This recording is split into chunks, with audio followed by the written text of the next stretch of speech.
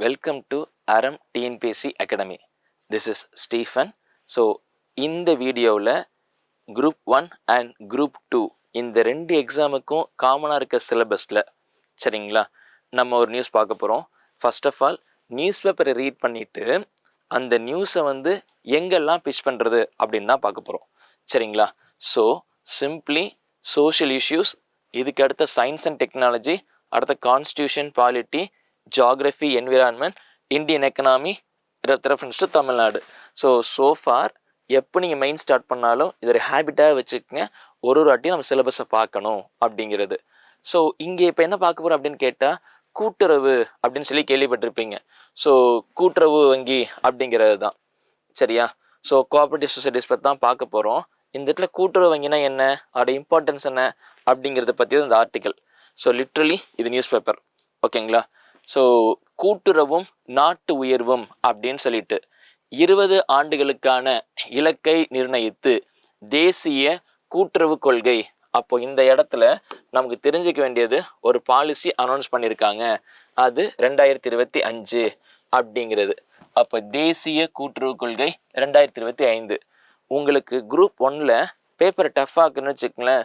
தேசிய கூட்டுறவு கொள்கை 2025 பற்றி விரிவாக விளக்குக, இதன் கருத்துக்களை விவாதிக்க அப்படின்னு கொஸ்டின் கேட்டாங்கன்னு வச்சுக்கோங்களேன். அப்போ அந்த இடத்துல உங்களுக்கு ப்ரொவிஷன்ஸ் தெரிஞ்சால் தான் ஆன்சர் எழுத முடியும் ஓகேங்களா. பாலிசின்னு வரப்ப a policy may consist of scheme, act, initiatives சரிங்களா. ஸோ இப்போ இந்த இடத்துல வேறு என்னப்பா பார்க்குறோன்னா ஃபஸ்ட் நம்ம நியூஸை படிச்சிடலாம். நியூஸை படிச்சுட்டு அங்கேருந்து டெவலப் ஆகிக்கலாம். ஸோ இந்த இடத்த பொறுத்த வரைக்கும் இந்தியாவின் ஒரு நிமிஷம் இதை நம்ம மாற்றியே படிச்சுக்கலாம். ஃபஸ்ட்டு ஃபுல்லாக வாசிக்கலாம். இந்தியாவின் கிராமப்புற வளர்ச்சிக்கு கூட்டுறவு சங்கங்களின் பங்களிப்பு கணிசமானது. அங்கே கிராமப்புற வளர்ச்சின்னு இருக்குல்ல, அது mains and answer writing. For example rural டெவலப்மெண்ட்டுக்கு என்னெல்லாம் பண்ணணும்னு கேட்டாங்கன்னா அப்போ அந்த இடத்துல இந்த நீங்கள் கூட்டுறவு வங்கின்னு இருக்குல்ல, இந்த கண்டென்ட்டை உள்ளே கொண்டு வரணும் சரிங்களா. ஸோ இது முக்கியமான பங்களிப்பு இருக்குது அப்படின்னு சொல்லிட்டு 2002 அறிவிக்கப்பட்ட கூட்டுறவு கொள்கைக்கு பிறகு அந்த துறையை மேம்படுத்தவும் நவீனப்படுத்தவும் மாறிவிட்ட தேவைகளுக்கு ஏற்ப மாற்றியமைக்கவும். ஸோ தமிழ் மீடியம் தமிழ் எழுதுறவங்களுக்கு ரெடிமேட் ஆன்சர்ஸ் சரிங்களா. இங்கே 3 வார்த்தை கொடுத்துருக்காங்க. லாஸ்ட் 2002 கொண்டு வந்தாங்களா, இப்போ உள்ள கோஆப்ரேட்டிவ் சொசைட்டியை வந்து நான் மாடர்னைஸ் பண்ணணும் அப்படின்னும் ரீசன்ட் டெவலப் நிகழ்த்தாப்பில் இதை அப்டேட் பண்ணுறதுக்காக வந்து ஒரு இனிஷியேட்டிவ் எடுத்தாங்க அப்படின்னு சொல்லி கொடுத்துருக்காங்க. 1904 அன்றைய காலனிய ஆட்சியில் முதல் முறையாக கூட்டுறவு சங்க சட்டம் அறிவிக்கப்பட்டது. அப்போ 1904 கொலனியல் பிரிட்டிஷ் அந்த டைமில் இருந்தப்பே வந்து கொலனியல் இருந்தப்பே வந்து இந்த ஆக்ட் கொண்டாந்துருக்காங்க. இந்தியா விடுதலை பெற்று குடியரசானதை தொடர்ந்து தேசத்தின் வளர்ச்சிக்கு அடித்தளமாக கூட்டுறவு சங்கங்கள் அமைக்கப்படும் அப்படிங்கிறத அப்போ இருந்த பிரைம் மினிஸ்டர் அனௌன்ஸ் பண்ணியிருக்காங்க. அப்போ நான் ஜஸ்ட் இதை ரீட் தான் பண்ணுறேன். நீங்கள் ஃபாஸ்ட்டாக ரீட் பண்ணுறப்ப அது ப்ரிலிம்ஸ்க்கு ஹெல்ப்ஃபுல்லாக இருக்கும். உங்களுக்கு அந்த ரீடிங் பேசேஜ்லாம் ஃபாஸ்ட்டாக வாசிக்கிறதுக்கு. கண்டென்ட் பார்த்தா 2 தான் இருக்குது. ஒன்று 1904 ஆக்ட் கொண்டு வந்தாங்க அப்படிங்கிறது, 2வது ரூரல் டெவலப்மெண்ட்டுக்கு வேணும். இந்த 2 கண்டென்ட் தான் அந்த இடத்துல இருக்குது. இதுக்கு அடுத்த கிராமமாக நடந்து விவசாயிகளை ஒருங்கிணைத்து கூட்டுறவு சங்கங்களை ஒவ்வொரு பகுதியிலும் அமைக்க முற்பட்டனர் அப்படி வச்சுக்கலாம். யாருன்னு கேட்டால் திரிபுவன் தாஸ். இந்த நேம் தான் உங்களுக்கு ப்ரிலிம்ஸ்க்கும் மெயின்ஸ்க்கும் இம்பார்ட்டன்ட். இதில் எனக்கு என்னப்பா இம்பார்ட்டன்ட் அப்படின்னு கேட்டால் இந்த நேம் நிறைய பேர் வந்து எழுதியிருக்க மாட்டாங்க சரிங்களா. அது நீங்கள் எழுதுகிறப்ப உங்களுக்கு வந்து அது ஸ்கோரிங் ஏரியாவாக இருக்கும் சரிங்களா. அப்போது இந்த இடத்துல திரிபுவன் தாஸ் அவருடைய இனிஷியேட்டிவ் தான் வந்து லைக் கேரா பால் சங்கம் அப்படின்னு சொல்லிட்டு முதல்ல ஸ்டார்ட் பண்ணாங்க. 1950 வரை நமது தேவைக்கு சரிங்களா பால் பவுடரை அமெரிக்காவிலிருந்து இறக்குமதி செய்த இந்தியாவின் அமுல் நிறுவனம் இன்று சர்வதேச சந்தையில் போட்டி போடும் அளவுக்கு வளர்ந்ததற்கு இவங்க தான் ஒரு காரணம். அப்போ இந்த இடத்துல ரூரல் டெவலப்மெண்ட் மட்டும் கிடையாது, இந்தியாவோட எக்கனாமியை சேஃப்கார்ட் பண்ணுறதுக்கு சரிங்களா, என்னோட இறக்குமதியெல்லாம் குறைக்கிறதுக்கு அண்ட் ஆப்வியஸாக வந்து டொமஸ்டிக் மேனுஃபேக்சர்ஸ் ஆர் அந்த உள்நாட்டு உற்பத்திகள்னு சொல்லி பேசிகிட்டு இருக்காங்கல்ல, அது விவசாயமாக இருந்தாலும் சரி இல்லை எம்எஸ்எம்இ செக்டராக இருந்தாலும் சரி எல்லாத்தையும் காமனாக சொல்லிட்டாங்க. அப்போது இந்த இடத்துல கூட்டுறவை பற்றி தான் பேசிக்கிட்டு இருக்கோம். அதில் ஒரு எக்ஸாம்பிளோட ஸ்டார்ட் பண்ணியிருக்காங்க. அமுல் நிறுவனத்தின் வெற்றியை தொடர்ந்து மகாராஷ்டிரத்தில் கூட்டுறவு சர்க்கரை ஆலைகள் வெற்றிகரமாக செயல்படுத்த தொடங்கின. தமிழ்நாடு, கேரளா, கர்நாடகா, ஆந்திரா உள்ளிட்ட தென்னிந்திய மாநிலங்களில் கூட்டுறவு பண்ணைகளும் கூட்டுறவு விவசாய கடன் வங்கிகளும் பரவலாக செயல்பட தொடங்கின. மிகப்பெரிய மாற்றங்களுக்கு கூட்டுறவு சங்கங்கள் வழிகளும் அப்படிங்கிற எதிர்பார்ப்பு இருந்துச்சு. ஸோ ஓவரால் டெவலப்மெண்ட்டே இருந்து போயிட்டு இருந்துச்சுன்னு ஜென்ரல் ஃபேக்ட் கொடுத்துருக்காங்க. இந்த சுச்சுவேஷனில் தான் லைக் நம்பர்ஸ் அதிகமாக்கணும் அப்படின்னு சொல்லி ஒரு கண்டென்ட் ஆரம்பித்தாங்க. அண்ட் இந்த இடத்துல இந்த கண்டென்ட்லேயே முடிச்சிடலாம்.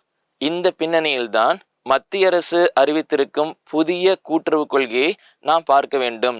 கூட்டுறவு சங்கங்கள் எண்ணிக்கை 30% அதிகரிப்பது, ஒவ்வொரு கிராமத்திலும் ஒவ்வொரு கூட்டுறவு சங்கம் செயல்படுவதை உறுதிப்படுத்துவது என கேள்வி ஸ்டார்டிங்ல மென்ஷன் பண்ணியிருந்தாங்க. நமக்கு அந்த பாலிசி கொண்டு வந்தாங்களா 2025, அதோட ப்ரொவிஷன் எக்ஸ்க்ளூசிவாக கேட்டாங்கன்னா நீ இந்த பாயிண்ட் எழுதினா மட்டும்தான் மார்க் வரும். சரிங்களா? அப்போ ஃபர்ஸ்ட் பாயிண்ட் வந்து 30% இன்க்ரீஸ் பண்ணணும், எல்லா கிராமத்துலேயுமே வந்து எல்லா கிராமமும் இதில் மெம்பராக இருக்கிறத என்ஷூர் பண்ணணும் அப்படின்னு சொல்லி மென்ஷன் பண்ணியிருக்காங்க. இப்போது உறுப்பினர்களாக இல்லாதவர்கள், அது கிளியராக மென்ஷன் பண்ணியிருக்காங்க, அல்லது செயல்படாமல் ஒதுங்கி இருப்பவர்களை கூட்டுறவு சங்கங்கள் இணைத்து 6 லட்சத்துக்கும் அதிகமான கிராமங்களில் 50 கோடி பேரை கூட்டுறவு வளையத்துகள் கொண்டு வருவது அப்படிங்கிறத இனிஷியேட்டிவ். அப்போ எக்ஸ்க்ளூசிவாக பாலிசின்னு கேட்டாங்கன்னா இந்த கண்டென்ட் எழுதினாதான் நல்லா மார்க் வரும். அப்புறம் ஸ்டார்டிங்கில் படித்த எல்லாமே வந்து ரொம்ப சிம்பிளாக அது என்ன இன்ட்ரோ கொடுத்துருக்காங்க. நடுவில் பேராகிராஃப் இருக்குல்ல, இதை பை பர்பஸ் ரீட் பண்ணாமல் இருந்தேன். இப்போ ரீட் பண்ணி பார்க்கலாம். 30 துறைகளில் 8,44,000 கூட்டுறவு சங்கங்கள், அது இல்லாமல் உறுப்பினர்களின் உழைப்புடனும் முனைப்புடனும் செயல்பட தொடங்கிய போது ஊரகப்புற வளர்ச்சிக்கு அடித்தளமாக இருந்துச்சு. அல்டிமேட்டாக சொல்லியிருக்காங்க, அரசியல்வாதிகளின் தலையீடும் கூட்டுறவு சங்கங்களையும் கூட்டுறவு வங்கிகளையும் ஆளுங்கட்சிகள் தங்களது கைப்பாவையாக மாற்ற முனைந்தது. அப்போ இந்த இடத்துல கிரிட்டிசைஸ் பண்ணாங்க. ஒரு இனிஷியேட்டிவ் நல்லா தான் போணுச்சு, டெவலப்மெண்ட் வந்துக்கிட்டே இருந்துச்சு, ஆனால் அங்கேயுமே வந்து பொலிட்டிக்கல் இன்ஃப்ளூயன்ஸு இல்லை கரப்ஷன் இந்த மாதிரி இஷ்யூஸால் வந்து ஆரம்பித்த பர்பஸ் மிஸ் ஆக ஆரம்பித்தது அப்படிங்கிறத அங்கே மறுபடியும் அதை என்ஷூர் பண்ணுறாங்க. நீங்கள் இப்படி புரிஞ்சுக்கிட்டா மட்டும்தான் என்ன சொல்ல வந்திருக்காங்க, என்ன செய்யணும் அப்படின்னு சொல்லி கொடுத்துருக்காங்க. அடுத்த இப்போ ரீசெண்டாக பேக்ட் இனிஷியேட்டிவ் எடுத்தாங்க.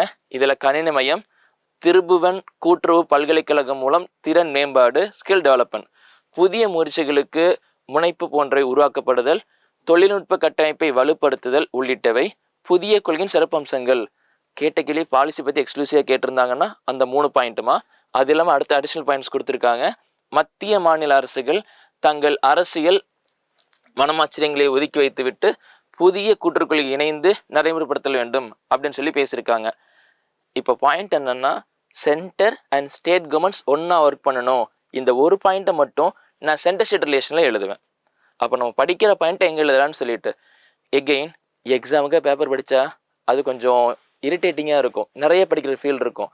ஆனால் ஜென்ரலாக யோசிச்சு பாருங்களேன், ஒரு சிட்டிசனாக ஜஸ்ட் பேப்பர் நான் ரீட் பண்ணுறப்ப கூட்டுறவு சொசைட்டியாக இங்கே கேள்விப்பட்ட மாதிரி இருக்கு, இது வந்து இங்கெல்லாம் யூஸ் ஆகும், ஓ இப்படி தான் ரன் பண்ணுறாங்களா, சரி ஓகே.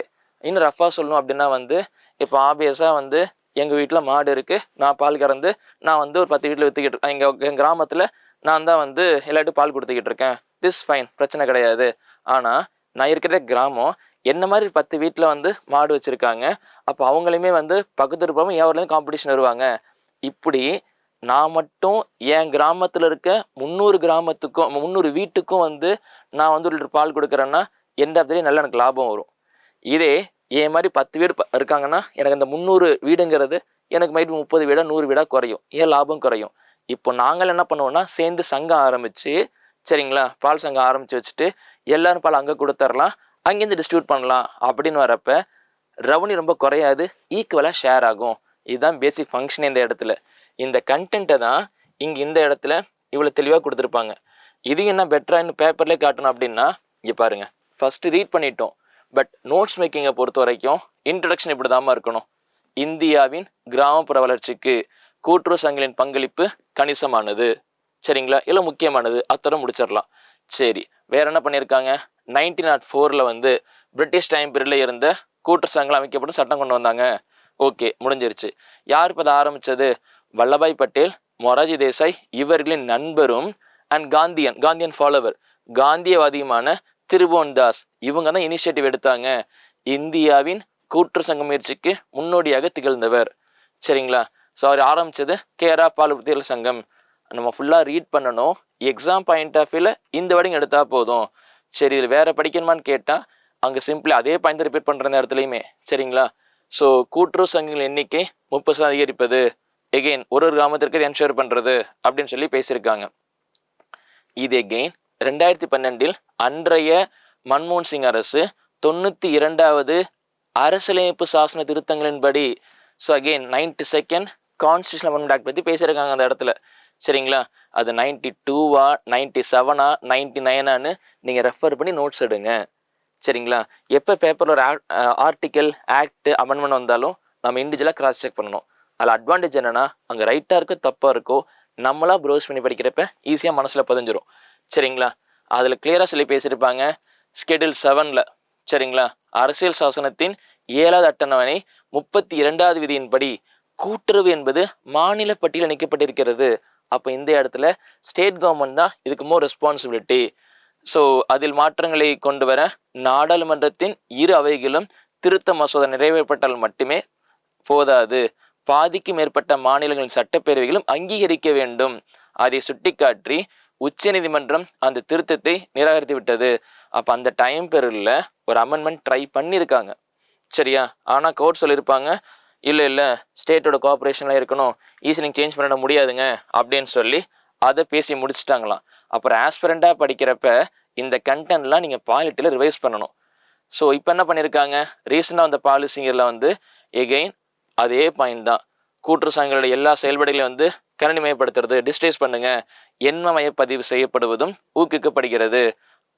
பேக் என்றழைக்கப்படும் அடிப்படை விவசாய கடன் சங்கங்கள் அரசின் பல்வேறு நலத்திட்டங்களை செயல்படுத்தும் அமைப்பாக அறிவிக்கப்படுவது இன்னொரு முக்கிய அம்சம் அப்படின்னு சொல்லி பேசியிருக்காங்க. ஸோ இந்த கண்டென்ட்டை தான் நம்ம ஆன்சர் ரைட்டிங்கில் முடிக்கணும். அண்ட் அல்டிமேட்லி தினமணி நியூஸ் பேப்பரில் ஒரு கண்டென்ட் நல்லா இருந்துச்சு. சூழ்ச்சி முடிவு துணிவு எய்தல் அத்துணிவு தாழ்ச்சியில் தங்குதல் தீது, ஆராய்ந்து எண்ணுவதற்கு எல்லை துணிவு கொள்வதே ஆகும், அவ்வாறு கொண்ட துணிவு காலந்தாழ்ந்து நிற்பது குற்றமாகும். அப்போ இந்த கண்டென்ட்டை எழுதிட்டு இது ரிலவெண்ட்டாக ஒரு திருக்குறளும் கொடுத்துருக்காங்க. சரிங்களா? அப்போது இதை படித்து நம்ம ஸ்டைலுக்கு ஆன்சர் எழுதுறதாம விஷயம். கொஞ்சம் புரிஞ்சிருக்குன்னு நினைக்கிறேன். ஃபஸ்ட்டு கோஆப்ரேட் பற்றி ஃபுல்லாக பேசியாச்சு, 1-2 பேப்பர் ரீட் பண்ணியாச்சு. இப்போ இந்த இடத்துல பேக் டு எனக்கு சிலபஸ் வரப்போ எனக்கு இந்த பாலிட்டி இருக்குல்ல, இந்த டாப்பிக்கில் அங்கேயே கொடுத்தாங்க ஸ்டேட் சப்ஜெக்டில் வருதுன்னு சொல்லிட்டு, நீ தமிழ்நாடுன்னு படித்தாலும் இந்தியான்னு படித்தாலும் பாலிசி மேக்கிங்கில் பயன்படுத்திக்க முடியும். எக்கனாமி ஓவரால் ரூரல் டெவலப்மெண்ட்டில் பயன்படுத்திக்க முடியும். வேறு எங்கே பயன்படுத்தலாங்கிறத யோசிச்சு எழுதி பார்க்குறப்ப தான் வரும். அப்போது இந்த வீடியோவில் ரொம்ப சிம்பிளாக கோஆப்ரேட்டிவ் சொசைட்டினா என்ன, அதோட இம்பார்ட்டன்ஸ் என்ன இஷ்யூ போணுச்சு, என்ன செய்யணும் அப்படின்னு ரெடிமேட் ஆன்சர்ஸ் கொடுத்துட்டாங்க. இதை நம்ம நாலேஜ் எடுத்து எழுதுனா அதுவே போதுமானது. சரிங்களா? ஸோ இது ரெலவெண்ட்டாக நீங்கள் பாயிண்ட்ஸ் ஃபஸ்ட்டு ப்ரிப்பேர் பண்ணிவிடுங்க. எப்போதுமே சிலபஸ் இல்லாட்டி பாயிண்ட்ஸ் ப்ரிப்பேர் பண்ணிவிட்டு கண்டென்ட் ரெடி பண்ணி வச்சா தான் கொஸ்டின்ஸ்க்கு ஏற்றாப்புல அது மாடிஃபை பண்ண முடியும். சரிங்களா? இந்த வீடியோ புரிஞ்சிருக்குன்னு நினைக்கிறேன். எது டவுட்ஸ் இருந்துச்சுன்னா கமெண்ட்ஸில் மென்ஷன் பண்ணுங்கள், ரிப்ளை பண்ணுறோம். சரிங்களா? அண்ட் எஸ், வேறு டவுட்ஸ்னால் எகெயின் டெக்ஸ்ட் பண்ணுங்கள். தேங்க்யூ.